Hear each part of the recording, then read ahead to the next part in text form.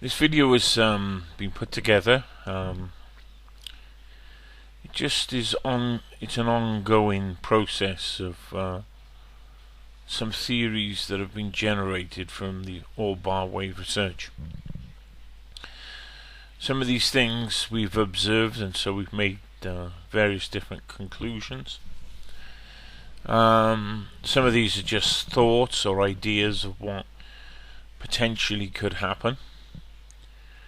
And so out of a lot of the observation that has gone over these 2 decades, things like orbs will be illuminated by magnetic fields, hence they're seen over power stations. People think they're UFOs stealing energy. And this phenomenon is seen in space, where you get particles illuminated by magnetic fields on the sun. So what I'm going to talk about today is some Soho images, the stereo sun mapping on the 7th of May. And what I believe to be is what I've been expecting. Now, I could be mistaken on this, so there's a lot of maybe, could be, should be, possibly it is, possibly it isn't. I think I'll say that there's a strong potential of this being the process that I'm describing. They all link to orbs and magnetic fields, or the massless energy of creation gaining massive charge. And I'll leave that at that. So, what have we got? Well, I want to talk a little bit more in detail about the Hans Glacier woodcut, because I want to tie it into some of our research. And personally, I believe that Hans Glacier wouldn't have done 20 years research into orbs, and therefore he wouldn't have known what the orb would have done unless it was seen, or he's taken it from some historical records. There's no way that he would know that the orbs would fall out of the tubes. In no way would he know that the orbs grouped in threes, in tubes and fours, and also in fives. So I take it now that my only conclusion is that he must have seen this stuff. So I'll read you a little bit of the because I've not really read much about the translation of the one document. The sun was crossed by 2 blood-coloured semicircular lines shaped like waning moon. The waning moon. Now, if you have a look at that picture, what you've got is the winged disc of the Egyptian mythology. So, any of you interested in where that came from, that is the magnetic filaments. I'll probably try and describe that later on, of how they're breaking away from the sun. So, these 2 semicircular lines shaped like a waning moon, which appeared, were running through the middle of the sun, and the sun above and below on both sides. So, above the sun, below the sun, and on the sides of the sun stood globes. Then he goes to describe the colour of them, some pale or iron coloured and some black. Now that refers to the black orb that we recently saw attached to the sun, and I'll explain a little bit more about that later on. The same were on both sides, and ring discs around the sun, blood red globes, and a great number of others, so that 3 would appear in a row. Again, I've got data that I haven't included, but that ties into the I Ching and the shape-changing dragon of the I Ching. Sometimes in 4 in a quadrangle. Some stood apart on their own. Some were seen between the globes and crosses and ribbons, thinner and tubes. So they're just going on to, they jostled among themselves, so they, they had no sort of recognizable behavior patterns. But the woodcut is obviously it's going to be a reasonable interpretation. He's got the tubes, he's got the orbs falling up the tube. He's got the winged disc of the sun, that everyone's friends worship, the Illuminati, the crazies, the world leading leaders who are the insanos, worshipping the winged disc, the sun god or whatever. Anyway, that's their issue, not mine. So, I just get so it gives you a bit of background. That's the translation that I've paid to have translated, and so I'm going to talk about the black orb first. We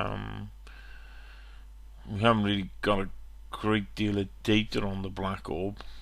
We got a couple of black bars, but when we're filming with a black blanket, it's very difficult to see them because you've got black on black. And but here we have white orbs and we have black orbs, and we're pretty happy with the classification of that. But we had to come up with some ideas as to why there would be black orbs, and it's I suppose I was going to give an analogy of what this, so to describe this picture, you're actually seeing an orb that is pushing away the energy of the sun. So it's like as though no light can reflect off it, and it is black inside itself. No light can actually get into it. And those principles of so the reason why this orb has become illuminated as such is not because it's strictly absorbing that coronal aura or the particles coming out of its surface. It's actually doing something quite different. And again, some theoretical physicists need to try and understand how it can move the mass. Firstly, it's got to accept that it's there, and secondly, how it can move the sun's mass or hold the sun's mass out of it. So if you imagine a balloon and you put it in a bath, it will displace the water, but there'll be air in that bath. And so that's a good analogy of what the black orb is. It's something that either absorbs light or does not reflect light, so photons cannot act on it. But those things need to be further understood as such. And so this is one of the woodcuts that I haven't purchased from the library. It obviously cost me £300 pounds to get the translation and to buy the originals. So this is not the original woodcut as such, but obviously what you can see is the black orbs, the orb that is that doesn't reflect light as such or absorbs light. I'm still undecided after all this time whether it's absorbing light and not reflecting it, or whether it just will not absorb any light. Anyway, that's the background of we're looking at this black orb. We're looking at the Hans Glacier effect, and so on to Soho, just to give you a background of it. So this week I went on to Soho. It strangely disappeared after I downloaded a couple of videos, and those videos have come up now, and they are worse quality than the quality of the ones I downloaded on Sunday. It seems like they wanted to pixelate them. Obviously the videos aren't interlaced, so they're at I forget the timing of them, but they're not like shot in real time. So the first video, this is stereo ahead, and what you've got is orbs being pushed out to the surface. You've got the stereo behind, and you've got the orbs pushed down to the surface as well. So as it zooms in, you will see the what I believe is the bands of orbs that Hans Glaser was describing, pushed out from the surface. So obviously these are now absorbing. These aren't just black orbs like the one that was attached to the surface, and with the pixelation of it I can't be certain that they are orbs as well. I have to be honest that I can say that I can't see enough detail in them. What I can say is that the length of that effect that's in that zoomed image is a quarter of the sun. And in fact we have so that is massive. It's a massive event. Now whether it could be a Soho camera error, but it appears on both of the cameras, on the stereo which is ahead of the Earth's orbit, and stereo that is behind the Earth's orbit. So it's appearing on both cameras. So we have the orbs with the strands. I think I've shown that enough. But what we do have in this captured frame now is we have four distinct so if you imagine the sun now as a clock face, you have from 12 to 3 where there's a row of orbs, if they are. From 3 to 6 there's a row of orbs. From 6 to 9 there's another row of orbs off the surface, and from 9 to 12. Now orbs are a particle, let's call it particle because but particle orbs, not a great deal of difference to me. Light is the orb bar wave, it's just holding light inside it. So we have the stereo version of it, ahead and behind. So you've got the orbs dancing around the outside of the sun, if they are.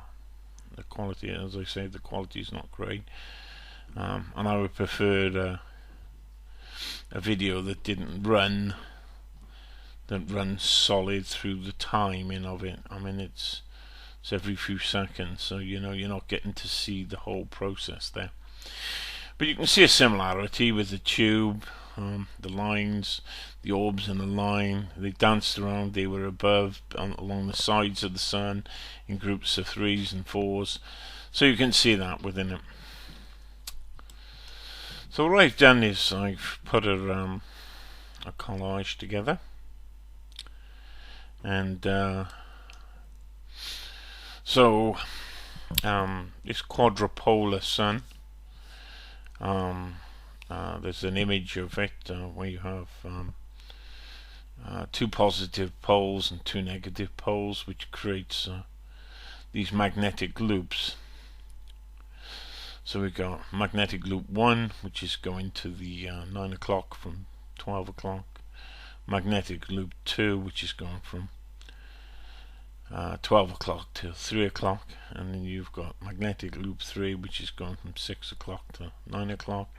And 4, which is going from 6 o'clock to 3 o'clock. So they're creating a magnetic effect. And I believe that if this is a genuine effect, that it is now pulling energy in 4 different directions off the sun, and hence you've got that that unusual shape, rows of orbs drawn out to these magnetic fields of the sun, which could be right. I could be totally and utterly wrong. The one thing that you will notice is that I put the winged disc, the winged disc that many ancient people believe in or worship, the Illuminati, and what you've got is the 4 filaments. And so as we've seen, as the magnetics blast out of the sun, you may be seeing the Hans Glaser effect, which was recorded at the end of the spore minimum. And so what we have is a sun. If you have a look at the sun in the center, then you have the one disc, the wings of the disc, the winged disc or winged sun at the top. That's where the arrows 1 and 2 are pointing to.